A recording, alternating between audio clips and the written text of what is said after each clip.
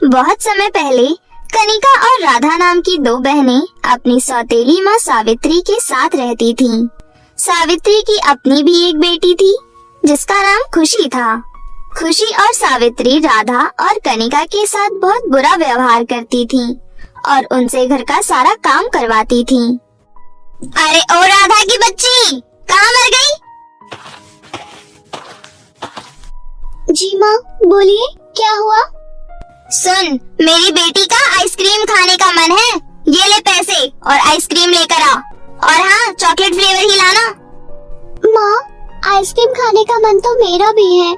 आप थोड़े से पैसे और दे दो ना। राधा के इतना कहते ही सावित्री राधा को बहुत तेज थप्पड़ मारती है और धक्का मारकर नीचे गिरा देती है। जब देखो मेरी बेटी की चीजों पर नजर लगाती रहती है। खड़ी हो और मेरी बेटी के लिए आइसक्रीम लेकर आ। रोते रोते राधा वहाँ से चली जाती है। रास्ते में राधा मन ही मन कहती है, पिताजी ने अपनी खुशी के लिए दूसरी शादी कर ली। खुद तो वो मजे से शहर में है, लेकिन यहाँ पर मेरी और दीदी की जिंदगी सौतेली माँ ने नर्क बना रखी है। राधा सुनसान सड़क पर अकेली चल रही थी। तभी पीछे से एक चोर आता है और उसके पैसे छीनकर भाग जाता है। अरे चोर, पकड़ो चोर को, मेरे पैसे लेकर भाग रहा है, कोई पकड़ो उसे। लेकिन तब तक बहुत देर हो चुकी थी। चोर बहुत दूर भाग चुका था। हे भगवान, अब मैं क्या करूं? अब मैं आइसक्रीम कैसे खरीदूंगी? और अगर मैंने आइसक्रीम नहीं खरीदी तो माँ मुझे बहुत मारेगी और मेरी बातों का विश्वास भी नहीं करेंगी। लेकिन राधा हिम्मत करके आइसक्रीम की दुकान पर जाती है और आइसक्रीम वाले से कहती है, अंकल जी, एक चॉकलेट वाली आइसक्रीम दे दो। जरूर बेटा, लाओ पैसे दो। अंकल जी, मेरे पास पैसे नहीं है। मैं क्या यहाँ पर फ्री में लंगर बांट रहा हूँ? जब देखो मुंह उठाकर आ जाता है कोई भी। जा यहाँ से, पता नहीं कहाँ से आ जाते हैं। थोड़ी देर बाद राधा घर पहुँचती है। क्यों री कलमुही, इतना समय क्यों लग गया आने में? और आइसक्रीम कहाँ है? माँ, वो आइसक्रीम।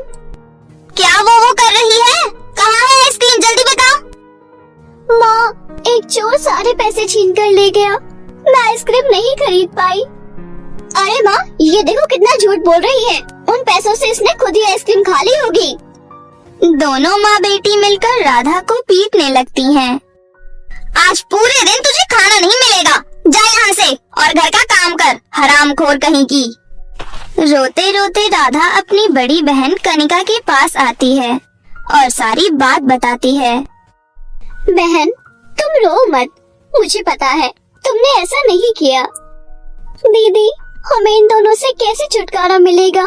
इन दोनों ने हमारी जिंदगी नर्क बना रखी है। तू चिंता मत कर बहन, बहुत जल्दी सब कुछ ठीक हो जाएगा। दोनों बहनें मिलकर घर का सारा काम करती हैं। थोड़ी देर बाद कनिका सावित्री के पास जाती है और कहती है, माँ, घर का सारा काम हो गया, अब हमें खाना दे दो और राधा का भी खाना दे दो। अभी राधा छोटी है, उससे गलती हो गई। उसकी तरफ से मैं आपसे माफी मांगती हूँ। आगे से कभी भी वो ऐसा नहीं करेगी। माँ, आप राधा को खाना मत देना, उसने मेरी आइसक्रीम खाई है, उसको आप खाना मत देना। और आप अगर उसको खाना दोगे तो मैं खाना नहीं खाऊंगी। अरे मेरी प्यारी गुड़िया, ऐसे मुंह मत फुलाओ। मैं उसको खाना नहीं दूंगी बेटा। इतना कहकर सावित्री कनिका को एक रोटी देती है। ये पकड़ एक रोटी और जा यहाँ से। और अगर अब कुछ बोलेगी तो तेरा भी खाना बंद कर दूंगी मैं। कनिका एक रोटी लेकर राधा के पास आती है और कहती है, राधा, खाना खा ले। मैंने तो खा लिया। एक रोटी मैंने तुम्हारे लिए बचा दी है, ये तुम खा लो। लेकिन माँ को मत बताना कि मैंने तुम्हें रोटी दी थी। आप झूठ बोल रही हो दीदी, मुझे पता है आपने कुछ नहीं खाया है। ये रोटी आप ही खा लो, मुझे बिल्कुल भूख नहीं है। अच्छा ठीक है, एक काम करते हैं, इसे आधा आधा खा लेते हैं। दोनों बहनें उस रोटी को आधा आधा खा लेती हैं और रोटी खाकर चुपचाप सो जाती हैं।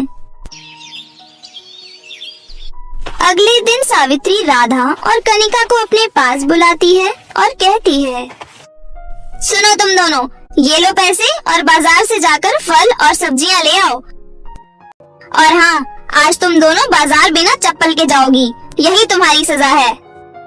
लेकिन माँ, बाहर तो इतनी तेज धूप है, हम नंगे पैर कैसे चलेंगे? मैंने एक बार बोल दिया तो बोल दिया, जाओ यहाँ से, बाजार से सब्जियां लेकर आओ, नहीं तो प्रेस से तुम्हारे हाथ जला दूंगी। रोते रोते दोनों बहन बाजार चली जाती हैं। बाहर धूप बहुत तेज थी, दोनों के पैर जल रहे थे। दीदी, मेरे पैर जल रहे हैं, मुझसे चला नहीं जा रहा। राधा, तू एक काम कर, इस पेड़ के नीचे बैठ जा, मैं सब्जियां लेकर आ जाती हूँ। तभी कनिका और राधा के पास एक बुढ़िया आती है। अरे बेटे, मुझे चक्कर आ रहे हैं, क्या तुम ये सामान मेरे घर तक छोड़ दोगे? बस थोड़ी ही दूर पर मेरा घर है। आइए दादी, आप हमारे साथ चलिए, हम आपके सामान और आपको घर छोड़ देते हैं। दोनों बहनें बुढ़िया का सामान लेकर बुढ़िया के पीछे पीछे चलने लगती हैं। थोड़ी देर बाद कनिका और राधा बुढ़िया के घर पहुंच जाती हैं। तुम दोनों का बहुत बहुत शुक्रिया, तुम दोनों तो बहुत ही संस्कारी हो। लेकिन बेटी, तुम दोनों इतनी गर्मी में कहाँ जा रही थी और तुम नंगे पैर क्यों हो? बूढ़ी औरत की बात सुनकर राधा रो पड़ती है और कहती है, दादी, हमारे घर में हमारी सौतेली माँ है जो हम पर बहुत अत्याचार करती है। आज तो उन्होंने हद ही कर दी, हमें नंगे पैर इतनी धूप में बाजार में सब्जी लाने को भेज दिया। हे भगवान, तुम्हारी सौतेली माँ तो बहुत ही दुष्ट औरत है। ऊपर वाला ऐसी सौतेली माँ किसी को ना दे। लेकिन तुम दोनों चिंता मत करो, मैं तुम्हारी मदद करूँगी। उसके बाद वो बूढ़ी औरत उन दोनों को एक नदी के पास ले आती है। बेटी, ये सोने और चांदी की चूड़ियों की नदी है।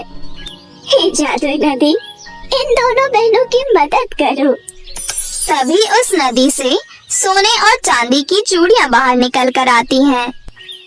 बेटी, तुम ये चूड़ियां रख लो, ये सोने और चांदी की जादुई चूड़ियां हैं। ये तुम्हारी हर मुसीबत में मदद करेंगी। उसके बाद दोनों बहनें चूड़ियां लेकर अपने घर चली जाती हैं। अब जब भी सावित्री राधा और कनिका को मारती थी तो राधा और कनिका बहुत हंसती थी। उन दोनों पर मार का कोई असर नहीं होता था और अब वो दोनों अपनी सौतेली माँ से खाना भी नहीं मांगती थी। वो दोनों सोने और चांदी की चूड़ियों से ही खाना मांगती थी और सोने और चांदी की जादुई चूड़ियों की मदद से घर का सारा काम भी कर लेती थी। माँ, आप देख रही हो ना, आज के लिए दोनों बहनें कुछ ज्यादा ही खुश रहती हैं और अब तो आपसे खाना भी नहीं मांगती और तो और घर का काम भी बहुत जल्दी कर लेती है। हम दोनों इन्हें कितना मारते हैं लेकिन कोई असर ही नहीं है इन दोनों पर। मुझे लगता है कुछ न कुछ गड़बड़ जरूर है। आज से हम दोनों इन दोनों पर नजर रखेंगे। दोनों माँ बेटी छुपकर राधा और कनिका पर नजर रखने लगी। एक दिन राधा और कनिका सोने और चांदी की चूड़ियों से खाना मांगती हैं, तो वो सब सावित्री और प्रिया देख लेती हैं। अरे माँ, इन दोनों के पास तो सोने और चांदी की जादुई चूड़ियाँ हैं। माँ, ये चूड़ियाँ मुझे भी चाहिए। इसके बाद सावित्री और खुशी राधा और कनिका के कमरे में जाती है और उनसे चूड़ियाँ छीन लेती है। इसके बाद खुशी और सावित्री अपने हाथों में चूड़ियाँ पहन लेती हैं, लेकिन चूड़ियाँ पहनते ही उन दोनों को बहुत तेज करंट लगता है। अरे माँ, इन चूड़ियों में तो करंट आ रहा है, बचाओ, कोई बचाओ मुझे। राधा, कनिका, बेटियों मुझे माफ कर दो, हमने तुम्हारे साथ बहुत गलत किया है, रोको ना इनको। सोने और चांदी की जादुई चूड़ियाँ, इन्हें माफ कर दो, इन्हें छोड़ दो। राधा के इतना कहते ही सावित्री और खुशी के हाथों में से चूड़ियाँ निकल जाती हैं। हमें माफ कर दो बेटी, हम आज के बाद तुम्हारे साथ बहुत अच्छा व्यवहार करेंगे। उस दिन से खुशी और सावित्री दोनों राधा और कनिका से अच्छा व्यवहार करने लगी अब सभी मिलजुल कर हंसी खुशी रहने लगे। रतनपुर नाम के एक गांव में 4 सहेलियां रहा करती थी। एक का नाम आरती, दूसरी का नाम पिंकी और तीसरी चौथी का नाम पायल और कंगना था। चारों सहेलियां बचपन से ही साथ खेलती हुई बड़ी हुई थी। अभी कुछ दिन पहले ही उन्होंने अपनी 10वीं पूरी करके 11वीं में दाखिला लिया था, लेकिन चारों की दोस्ती अभी भी बरकरार थी। चारों सहेलियां में कंगना के घर के हालात कुछ ठीक नहीं थे। बाकी के तीनों सहेलियां तो बहुत अमीर थी, लेकिन कंगना एक गरीब परिवार से थी। कंगना के पिता नहीं थे और माँ लोगों के घरों में काम करके घर का गुजारा चलाती थी। कंगना गरीब थी तो क्या हुआ, उसका दिल बहुत बड़ा था और वो कभी भी अपनी सहेलियों की मदद करने से नहीं चूकती थी। एक बार की बात है, स्कूल में सभी बच्चों को असाइनमेंट बनाने का काम मिलता है। 4 में से 3 सहेलियां तो अपना असाइनमेंट बना लेती है, परंतु आरती असाइनमेंट नहीं बना पाती है। अगले दिन जब चारों सहेलियां स्कूल जाती है, तब टीचर कहते हैं, सभी बच्चे अपना अपना असाइनमेंट अपने टेबल पर रखिए, मैं चेक करने आ रहा हूँ। सभी बच्चों ने अपना अपना असाइनमेंट टेबल पर रख लिया, परंतु आरती बहुत ही ज्यादा घबरा रही थी, क्योंकि उसने तो असाइनमेंट बनाया ही नहीं था। कंगना आरती से कहती है, क्या हुआ आरती, तुम घबरा क्यों रही हो? अपना असाइनमेंट निकालो। कंगना, कल मैं अपने पापा के साथ उनके बिजनेस पार्टी में चली गई थी, इसलिए मैं असाइनमेंट नहीं बना पाई। अब तो सर मेरी बहुत पिटाई करेंगे, मुझे बहुत डर लग रहा है। तुम डरो मत, तुम एक काम करो, मेरा असाइनमेंट रख लो और मेरा नाम काट कर अपना नाम लिख लो। सच में कंगना? लेकिन फिर सर तुम्हारी पिटाई कर देंगे। कोई बात नहीं, क्या मैं तुम्हारे लिए इतना भी नहीं कर सकती हूँ? तुम मेरी दोस्त हो। इतना कहकर कंगना अपना असाइनमेंट आरती को दे देती है। जब टीचर कंगना के पास आते हैं तो कहते हैं, कंगना, तुम्हारा असाइनमेंट कहाँ है? सर मैंने अपना असाइनमेंट बना लिया था, लेकिन मैं लाना भूल गई। मैं कल पक्का ले आऊंगी सर। झूठ बोलने के लिए तुम्हारे पास कोई और बहाना नहीं था क्या कंगना? तुम्हारे चेहरे से साफ साफ लग रहा है कि तुमने असाइनमेंट बनाया ही नहीं है।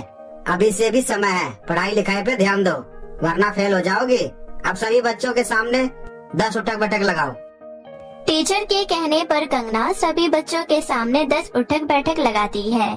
थोड़ी देर बाद जब लंच हो जाता है तो कंगना की बाकी 3 सहेलियां उसके पास आती है और फिर आरती कहती है, तुम्हारा बहुत बहुत धन्यवाद कंगना, और साथ में मैं तुमसे माफी भी मांगना चाहती हूँ। माफी किस लिए? मेरी वजह से तुम्हें पूरे क्लास के सामने उठक बैठक करना पड़ा, मुझे माफ कर दो। अरे कोई बात नहीं पागल, लंच हो गया है, चलो खाना खाते हैं। उसके बाद चारों सहेलियां खाना खाने चली जाती हैं।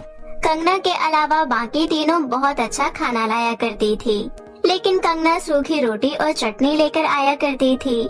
लेकिन फिर भी उसकी तीनों सहेलियां उसको बिल्कुल भी ऐसा एहसास नहीं करवाती थी कि उसका खाना अच्छा नहीं है। वो तीनों बड़े ही चाव से कंगना का खाना भी खाया करती थी। वैसे कंगना, तेरे घर की धनिया की चटनी तो बहुत ही कमाल की होती है, खाकर मजा ही आ जाता है।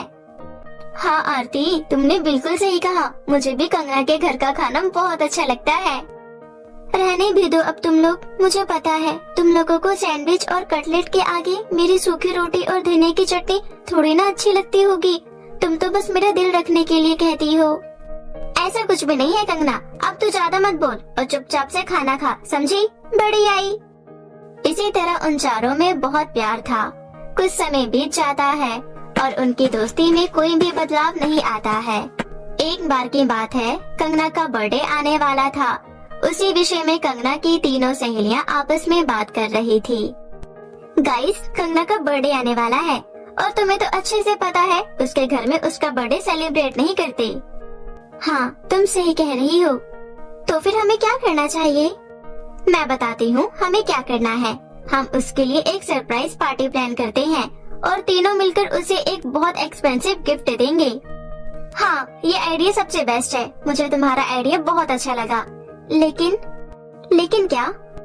हम सब कोई जॉब तो नहीं करते, तो हम इतने सारे पैसे कहाँ से कलेक्ट करेंगे? अपनी पॉकेट मनी से।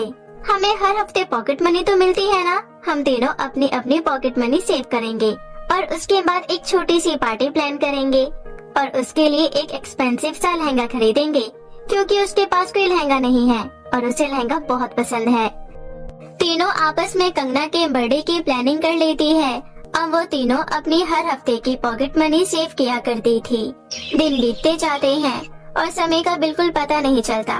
कंगना के बर्थडे से एक दिन पहले पिंकी और पायल आरती के घर जाती हैं और तीनों अपने अपने पैसे काउंट करती है। हम तीनों के पैसे मिलाकर टोटल 2000 रुपए हुए हैं। 2000 में हम सब कुछ कैसे मैनेज करेंगे? देख, 1000 में तो हमारी पार्टी प्लान हो जाएगी, बाकी के 1000 रुपए का लहंगा खरीद लेंगे। कौन देगा तुझे 1000 रुपए का लहंगा? तुझे पता नहीं है लहंगे का प्राइस कितना ज्यादा होता है? हाँ, मुझे दुनियादारी की नॉलेज कहाँ है? हम सबकी दादी अम्मा तो तू ही है ना। यार गाइस, तुम दोनों लड़ना बंद करो। अभी हम जिस चीज की प्लानिंग कर रहे हैं उस पर फोकस करो। हम एक काम करते हैं, मार्केट चलकर पता कर लेते हैं, क्या पता हमें कोई 1000 रुपए का कोई अच्छा सा लहंगा मिल जाए। पिंकी की बात मानकर वो तीनों मार्केट चली जाती है। तीनों मार्केट तो चली जाती है, लेकिन उन्हें पूरा मार्केट घूमने के बाद भी 1000 रुपए का लहंगा कहीं नहीं मिलता। वो तीनों काफी मायूस हो जाती है। पायल की आंखों में आंसू आ जाते हैं और वो कहती है, यार हमने कितना कुछ सोचा था, लेकिन हमें शाम हो गई है और अभी तक हमने कुछ भी अरेंज नहीं किया है। न ही लहंगा मिला और अभी तक हमने उसके बर्थडे के लिए डेकोरेशन भी नहीं किया। आज रात को 12 बजे ही हम उसे सरप्राइज देने वाले थे। मायूस मत हो यार, हमने अपनी तरफ से तो पूरी कोशिश की है ना। चल घर चलते हैं। इसके बाद तीनों अपना मुंह लटकाकर घर की ओर जाने लगती है। तभी उन्हें अचानक से सुनसान रास्ते पर एक दुकान दिखाई देती है, जिसके ऊपर बड़े बड़े अक्षरों में लिखा था कि यहाँ 1000 रुपए से कम दाम में ही लहंगे मिलते हैं। ओए, अचानक से यहाँ पर ये दुकान कहाँ से आई? हम मार्केट भी तो इसी रास्ते से गए थे, उस टाइम तो कोई दुकान नहीं थी। चल, अब तो अपना गोबर वाला दिमाग लगाना बंद कर। क्या पता हमने ना देखा हो इस दुकान को। चल अंदर चलकर देखते हैं। वो तीनों अंदर चली जाती है। वहाँ पर एक बहुत खूबसूरत लड़की लहंगा बेच रही थी। उन्हें उस दुकान में 1000 रुपए में ही एक बहुत खूबसूरत लहंगा मिल जाता है, जिसे पाकर वो तीनों बहुत ज्यादा खुश होती है और उस लहंगे को लेकर वो तीनों आरती के घर चली जाती है। आरती कहती है, गाइस हमें लहंगा तो मिल गया, अब हमें डेकोरेशन करना है। चलो लग जाओ अपने अपने काम पर। उसके बाद वो तीनों आरती के घर में ही बहुत अच्छा बर्थडे का डेकोरेशन करती है। डेकोरेशन करने के बाद वो तीनों कंगना के घर जाती है और पायल कंगना से कहती है, सुन कंगना, यार तुझे तो पता है हमारे एग्जाम आने वाले हैं और हम तीनों ही पढ़ने में बिल्कुल बेकार है। हम चारों में सबसे ज्यादा पढ़ने में तेज तू ही है। आज प्लीज हमारे साथ आरती के घर चलना। हमने सोचा है हम रात को बैठकर ग्रुप स्टडी करेंगे। अरे बस इतनी सी बात, रुको मैं मम्मी से पूछ कर आती हूँ। कंगना मम्मी से पूछ कर आती है और उसके बाद वो तीनों आरती के घर चले जाते हैं। आरती के घर में दूसरे कमरे में बैठकर वो लोग झूठ मूठ का पढ़ाई करने का ढोंग करने लगते हैं। जैसे ही 12 बजते हैं वो सभी जोर से चिल्लाती है, हैप्पी बर्थडे कंगना। अरे यार, तुम लोगों को मेरा बर्थडे याद था? मुझे तो खुद ही मेरा बर्थडे याद नहीं था। Thank you so much. अच्छा, अब किताबों को छोड़ और हमारे साथ चल। वो तीनों मिलकर कंगना को डेकोरेशन किए हुए रूम में लेकर जाती हैं। इतनी अच्छी सजावट और सुंदर सा केक देखकर कंगना बहुत खुश होती है। तभी वे लोग उसे लहंगा देती हैं। कंगना को लहंगा भी बहुत पसंद आता है और वो तुरंत अपने पुराने कपड़े चेंज करके वो लहंगा पहन लेती है। लहंगा कंगना के ऊपर बहुत जच रहा था। उसके बाद वो अपनी सभी सहेलियों के साथ केक कट करती है और पूरी रात वो लोग बहुत डांस करते हैं और पार्टी करते हैं। सुबह कंगना अपनी सहेलियों से कहती है, तुम लोगों का बहुत बहुत धन्यवाद। मैं अपना ये बर्थडे जीवन में कभी नहीं भूल पाऊंगी। थैंक यू सो मच मेरे बर्थडे को यादगार बनाने के लिए। चल चल, अब ओवर एक्टिंग मत कर। कंगना की ये बात सुनकर सभी हंसने लगते हैं। उसके बाद कंगना अपने घर जाती है और अपनी माँ को सारी बात बताती है। कंगना की माँ भी बहुत खुश होती है। कंगना ने लहंगा पहना हुआ था। वो लहंगा पहनकर जैसे ही खाना खाने के लिए बैठती है, उसका खाना बहुत स्वादिष्ट पकवानों में बदल जाता है। ये सब देख कंगना को कुछ भी समझ नहीं आता। अरे ये सब कैसे हुआ? जैसे ही मैंने इस खाने को छुआ, मुझे ये स्वादिष्ट पकवान मिल गया खाने के लिए। फिर कंगना वो स्वादिष्ट पकवान बहुत खुश होकर खा लेती है। अभी तक उसे इस बात का अंदाजा भी नहीं था कि उसका लहंगा जो उसकी सहेलियों ने उसे गिफ्ट किया है वो एक जादुई लहंगा है। इसी तरह कुछ दिन बीत जाते हैं। सब कुछ नॉर्मल चल रहा था। एक बार की बात है, एक रात बहुत तेज बारिश होने लगती है। कच्चा मकान होने के कारण कंगना का मकान बारिश में ढह जाता है और कंगना और उसकी माँ बेघर हो जाती है। कंगना आस पड़ोस के लोगों से बहुत मदद मांगती है। मदद करो काकी, देखो हमारा घर ढह गया है, अब हम कहाँ रहेंगे? तो हमसे क्या कह रही है, हम तेरी कोई मदद नहीं कर सकते। कंगना मायूस होकर वापस अपनी माँ के पास चली जाती है, जो टूटे हुए मकान के आगे खड़ी होकर रो रही थी। रो मत माँ, देखना भगवान हमारी मदद जरूर करेंगे।